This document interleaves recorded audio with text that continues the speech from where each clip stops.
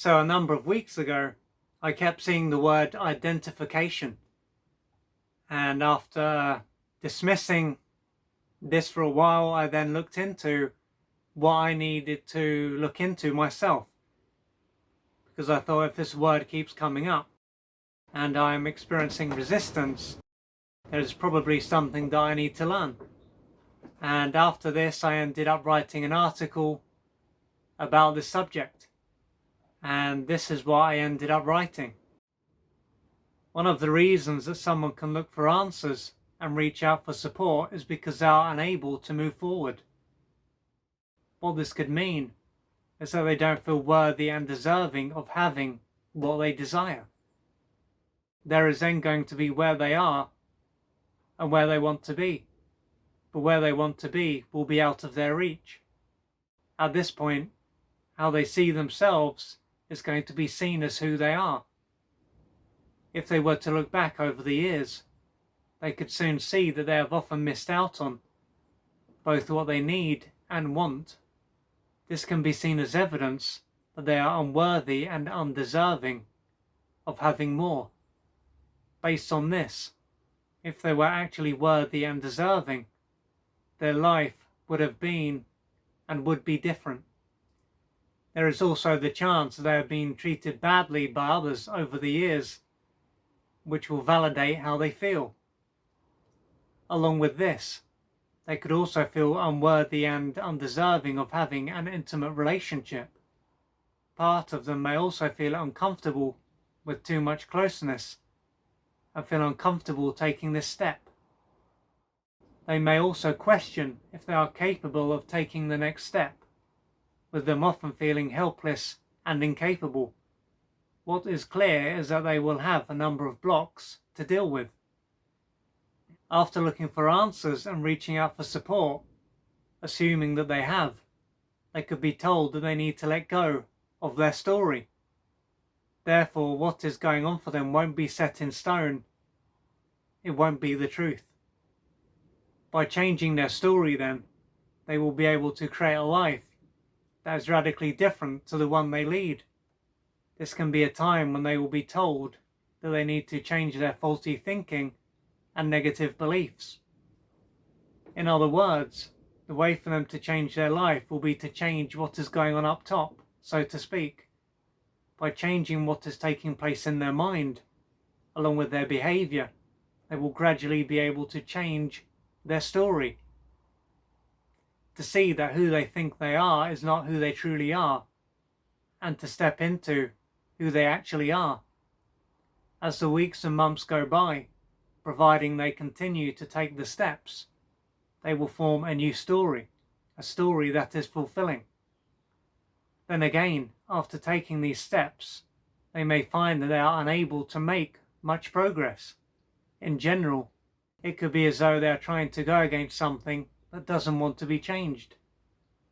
If so, this is going to be a time when they will experience a fair amount of frustration and anger, and they could even feel more helpless than they usually do. But if they believe that this approach is the right one, they can end up laying into themselves. However, the reason this approach is not working might not have anything to do with them. It could simply show that they need to try a different one. Instead of purely trying to change their faulty thinking and negative beliefs, they may also have pain to work through. This pain is likely to be playing a big part in what is keeping their story alive, and until this is worked through, it is likely to be more or less impossible for them to truly let it go. This is then going to be a time when their feminine element is important, not just their masculine element. One way to look at this would be to say that there are many different parts of their own being that are trapped in a room, and these parts want their attention. Until these parts are heard, they will continue to release negative feelings and hold them back. Due to this, it is not a surprise that purely focusing on and trying to change what is going on up top will lead to a lot of frustration, resistance, and even false hope. By surrendering to these parts and allowing them to speak, they will begin to integrate with the rest of them, and there will be no need for them to cry out for their attention. Upon hearing this, they could wonder why there are parts of their own being that are in so much pain.